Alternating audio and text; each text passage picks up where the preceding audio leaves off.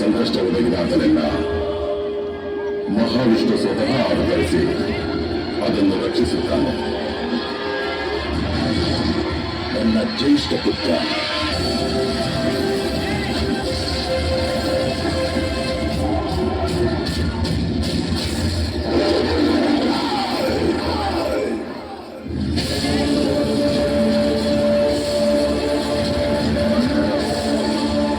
ಇದು ರಾಮನ ಯುಗದ ಆರಂಭ.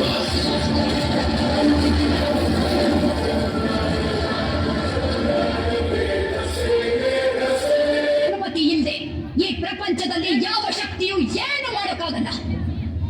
ಸಪ್ತ ಲೋಕಗಳನ್ನೇ ನಡುಗಿಸಿದ ಮಹಿಷಾಸುರನ ರಕ್ತವನ್ನೇ ಹೀರಿದ ಚಾಮುಂಡಿನು ನಾನು.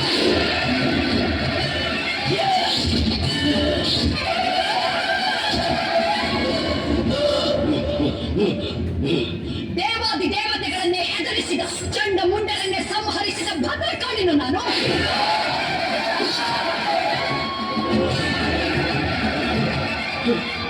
ಅಸುರ ಶಕ್ತಿಯಿಂದ ಭೂಮಂಡಲದಲ್ಲಿ ಮೆರೆದ ಶುಂಭ ನಿಶುಂಭರನ್ನೇ ಭಸ್ಮ ಮಾಡಿದ ಭಗವತಿಯು ನಾನು.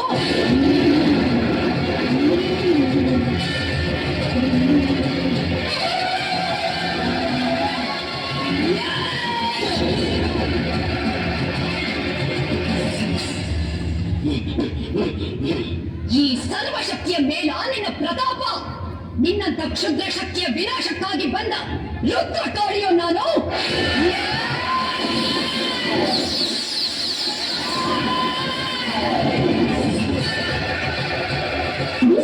ಚೌಡೇಶ್ವರಿ, ರಂಗೇಶ್ವರಿ, ರಾಜೇಶ್ವರಿ, ಕಾರೇಶ್ವರಿ, ಕಂಬಾಲೇಶ್ವರಿ, ಭ್ರಮರೇಶ್ವರಿ, ಬ್ರಹ್ಮಾಂಡೇಶ್ವರಿ, ಅಂಕಾಲೇಶ್ವರಿ, ಅಖಿಲಾಂಡೇಶ್ವರಿ, ಮೈಸೂರು ಚಾಮುಂಡೇಶ್ವರಿ, ಹೊರನಾಡ ಅನ್ನಪೂರ್ಣೇಶ್ವರಿ, ಸತಿಗೆ ದುರ್ಗಾಪರಮೇಶ್ವರಿ, ಕೊಂದಿರ ಮೂಲಾಂಡೇಶ್ವರಿ, ಅಣ್ಣಮ್ಮ, ಅಂದಮ್ಮ, ಮೈಸಮ್ಮ, ನಾರಮ್ಮ, ಚೌಚಮ್ಮ, ಈಚಮ್ಮ, ಕೋಳೇರಮ್ಮ, ರಾಮಾಕ್ಷಮ್ಮ, ಮೀನಾಕ್ಷಮ್ಮ, ಮಾಂಕಾಳಮ್ಮ, ಮಾಂಚಾಲಮ್ಮ, ಎಲ್ಲರ ಅಮ್ಮ ಎಲ್ಲಮ್ಮ.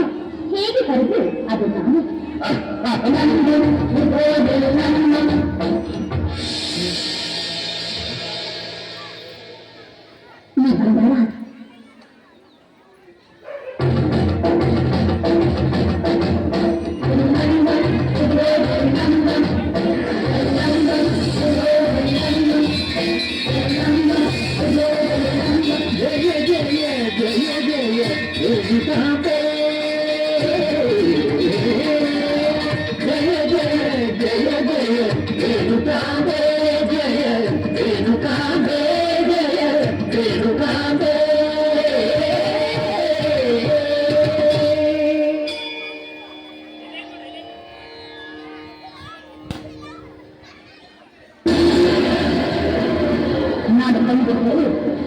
ನೀನು ಸರ್ವನಾಶ ಆಗಬೇಕು. ಆದರೆ ನನಗೆ ಶಾಂತಿ ನಾನು ತಾಲೂಕು ನಿನ್ನಂತ ಒಳ್ಳೆಯದಾಗಬೇಕಂತ ಆಸೆ.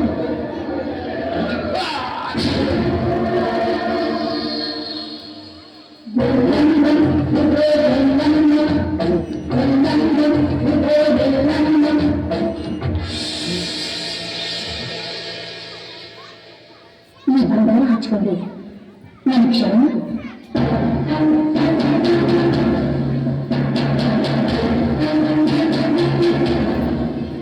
ಯೋಚನೆ ಮಾಡೋಣ. ಈ ಭಂಡಾರದಲ್ಲಿ ಇಡೀ ಬ್ರಹ್ಮಾಂಡವೇ ಒಳ್ಳೆ ಮನಸ್ಸಿನಿಂದ ಮುಟ್ಟಿದ್ರೆ ನಿನ್ನ ಬಾಳು ಬಂಗಾರ ಆಗುತ್ತೆ.